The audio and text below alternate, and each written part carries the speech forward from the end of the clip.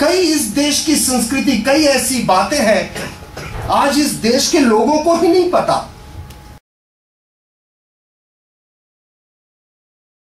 क्यों शिव पूजा करते हैं? बस पौराणिक बातें बता देंगे, अश्वमेध फल का यज्ञ मिलेगा, नरक में नहीं जाएगा, स्वर्ग में नहीं जाएगा। आज का युवा नहीं मानेगा इन बातों को। उनको आप लॉजिक दीजिए, उनको प्रमाण दीजिए। और ये हमारी परंपराएं ऐसी ही बनी परंपराएं नहीं है, इसके पीछे गहरा विज्ञान है, साइंस है। हम रिसर्च कर रहे हैं कितनी ऐसी बातों पर। आर्ट ऑफ लिविंग, पूज्य श्री रविशंकर जी दिन रात इस पर मेहनत कर रहे हैं। शिव पूजा केवल एक ढोंग नहीं है जो पानी चढ़ाया जाता है। मेरा एक ही प्रश्न है, पुराणों की कथाएं उठाकर आप देख लीजिए, राक्षसों को जब भी अस्त्रों की जरूरत पड़ी है उन्होंने भगवान शंकर से ही क्यों मांगे, विष्णु से क्यों नहीं मांगे? शिव पूजा एक अद्भुत रहस्य हुआ करता था मिसाइल प्राप्त करने का। शिव योनि के ऊपर लिंग रखा जाता है, आज सीमेंटिंग किया जाता है। ये परंपराएं बड़ी विकृत हो गई। और जो पानी जलधारी रखा जाता है, उस पर पानी पड़ता है, उस पानी की बूंदे पड़ने से जो लिंग योनि में रेजोनेंस होता है, उससे H2 अलग हो जाता है, ऑक्सीजन अलग हो जाता है। किसी भी एटॉमिक सेंटर का शेप आप देखना कैसा होता है, शिवलिंग की तरह ही होता है। उसमें होता क्या है, पानी की एक बहुत बड़ी धारा गिरती है और हाइड्रोजन ऑक्सीजन अलग किया जाता है। किसी भी शिव मंदिर के गर्भगृह में आप जाके देखिए, आपको ठंडा महसूस होगा, आपको ऊर्जावान महसूस होगा, क्योंकि बॉडी ऑक्सीजनेटेड होना शुरू हो जाएगी आपकी।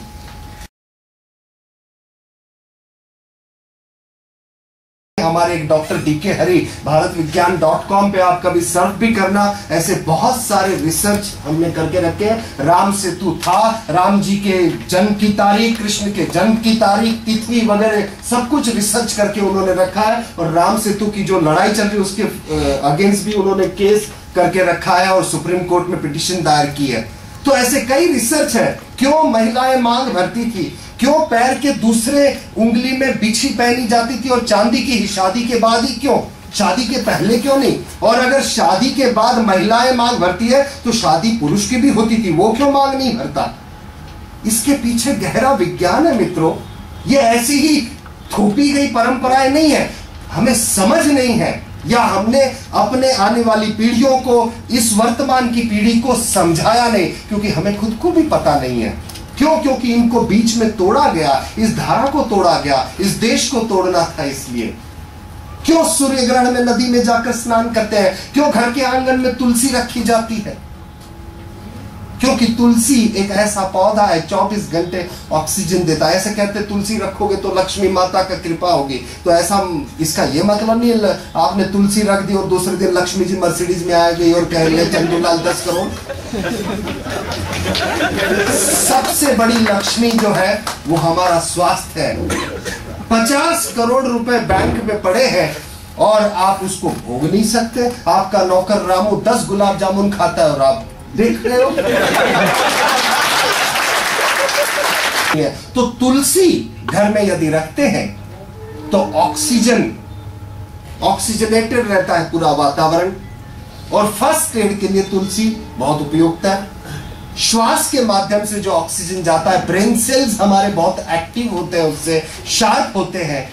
पैसा भी कमाओगे आप तो यहीं से कमाओगे। ब्रेन सेल्स को ऑक्सीजनेटेड रखने के लिए तुलसी एक बहुत बड़ा उपयुक्त साधन है। सूर्य ग्रहण में नदी में स्नान करते हैं क्योंकि सूर्य ग्रहण में सीधे किरण पड़ते हैं सूरज के, तो आपके भीतर के अशुद्ध तत्व मरते हैं, आपकी इम्यूनिटी सिस्टम बूस्ट होती है। गाय की पूजा की, अगर हिंदू गाय की पूजा करेगा तो उसी को फायदा देगी, मुसलमान क्रिश्चियन करेगा तो नहीं देगी, ऐसा नहीं है। मानव मात्र के लिए उसको कामधेनु कहा गया। कि साइंटिस्ट ने ये बताया कि देसी गाय, हिंदुस्तान की देसी गाय जो होती है, जर्सी गाय है ही नहीं, देसी गाय जहां जहां पर होती है वहां जल का स्तर जमीन में ऊपर आता है। इस धरती से पानी दूर जा रहा है, नीचे जा रहा है, हजार फुट खोदते पानी नहीं मिलता, लेकिन देसी गाय जहां जहां पर है वहां पानी के स्तर को वो ऊपर खींचती है। आप सोचिए उन्होंने लिखा कि कैसे उसके ऐसे वाइब्रेशन से उस देसी गाय के जो पानी के स्रोत को ऊपर खींचती है। पानी यदि इस धरती पर चाहिए तो हमें इन गायों को बचाना होगा।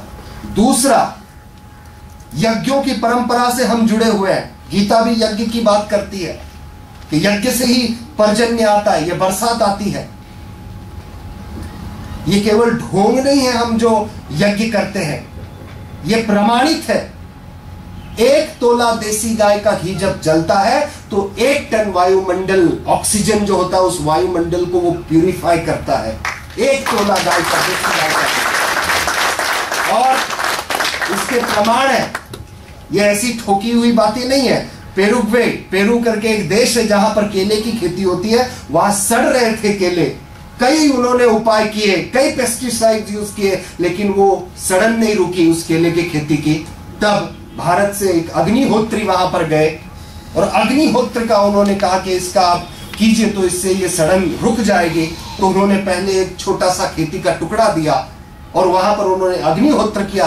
1 तोला देसी गाय का घी केवल सूर्योदय और सूर्यास्त के वक्त और 4 अक्षत के दाने, चावल के दाने वो जले।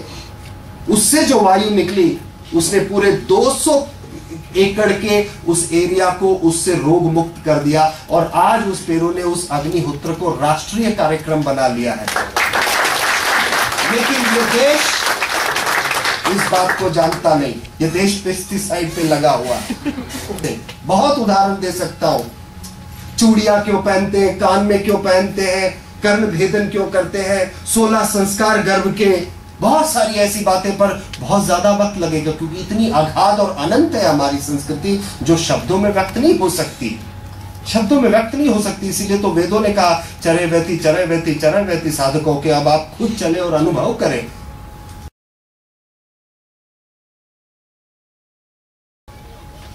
ओम का चित्र आप देखते हैं। ओम का चित्र ऐसे किसी ऋषि पेंटर था और उसके मन में आ गया ऐसा ओम। बीच में 2004 में एक रिसर्च हुआ फ्रीक्वेंसी के ऊपर, वो रिसर्च कर रहे थे साउंड के ऊपर। और वो फ्रीक्वेंसी के ऊपर जब रिसर्च कर रहे थे तो एक फ्रीक्वेंसी उन्हें मिली जो हमेशा उनको बीच में आती थी। उस फ्रीक्वेंसी को जब उन्होंने देखा, अनुभव किया, तब उन्हें पता चला कि ये हमेशा इस धरती पर, इस सृष्टि में ये फ्रीक्वेंसी हमेशा रहती है, जो बीच में ही रहती है, उसको अलग नहीं किया जा सकता। तब उन्हें पता चला कि वो फ्रीक्वेंसी और कोई नहीं, वो ओम है। अब ये ओम हमारे ऋषि मुनियों ने युगों पहले खोज निकाला। ब्रह्मांड का नाद है ये ओम, 3 अक्षर जो अ उ म। अब ये अ उ म का चित्र जब आप देखते हैं, ये चित्र बना कैसे? कोई ऋषि मुनि पेंटर था, उसने कोई बनाया नहीं है ओम। जब हम ओम ये नाद बोलते हैं अपने मुंह से तो वायुमंडल में उसकी वैसी आकृति बनती है। उन कंपनों से, उस ध्वनि से वैसी आकृति बनती है, उससे वो ओम का चित्र। मेडिकल साइंस पहुंच नहीं पाएगा। मेडिकल साइंस आप कहो ब्लड वेन्स तक पहुंचता है, नाड़ियों तक पहुंच ही नहीं पाए। नाड़े खुल जाए इनके 72,000 नाड़ियां, 72,000 एनर्जी ट्यूब्स, कहां पहुंचे? कौन सी नाड़ी में कौन सा प्राण दौड़ता है? हालत खराब हो जाएगी इनकी। पर सम्मान जरूर करना है, क्योंकि उनका भी एक अभ्यास है, बुद्धि से किया हुआ, पर क्षमता नहीं है उनकी। और ये अध्यात्म और विज्ञान साथ लाना बहुत जरूरी, लेकिन इनकी यात्राएं बड़ी उल्टी है।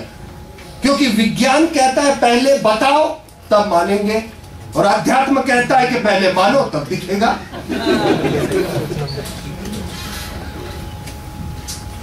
विज्ञान शंका से शुरू होता है, अध्यात्म श्रद्धा से शुरू होता है। तो इसीलिए कुछ मान के चलना होगा, कुछ जान के चलना होगा, तभी हम आगे बढ़ पाएंगे।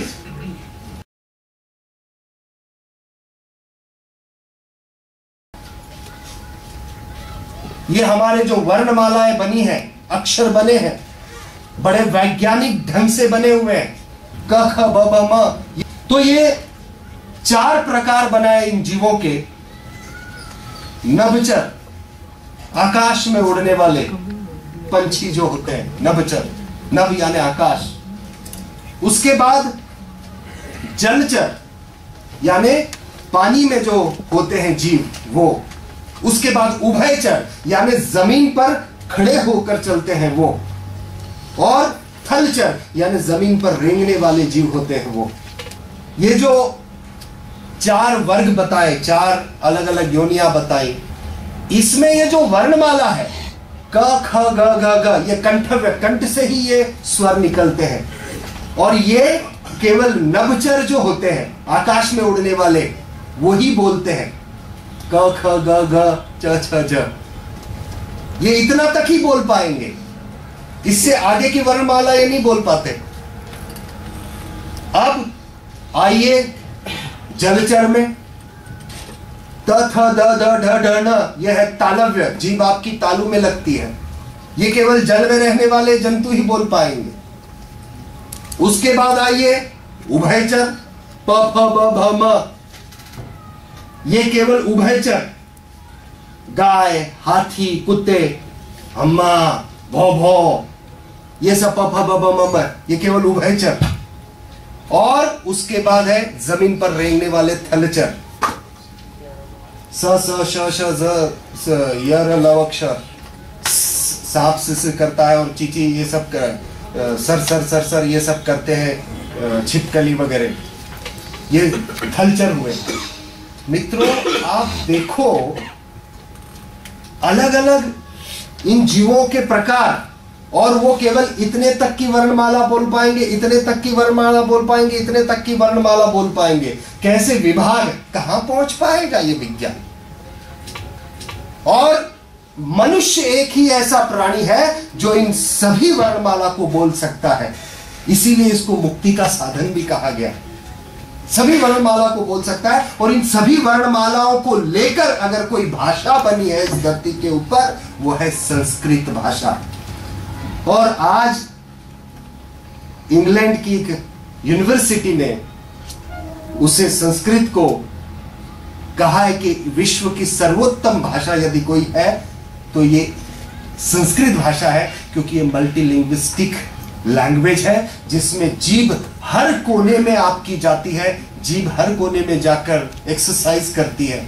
ये भाषा जब आप ये बोलते हो तब आपके ऊपर इसके प्रभाव पड़ते हैं, इसके स्पंदनों से आपकी नर्वस सिस्टम ठीक होती है इससे। इतनी वैज्ञानिक, इतनी शुद्ध, इतनी जुड़ी हुई भाषा हमारी ये संस्कृत भाषा।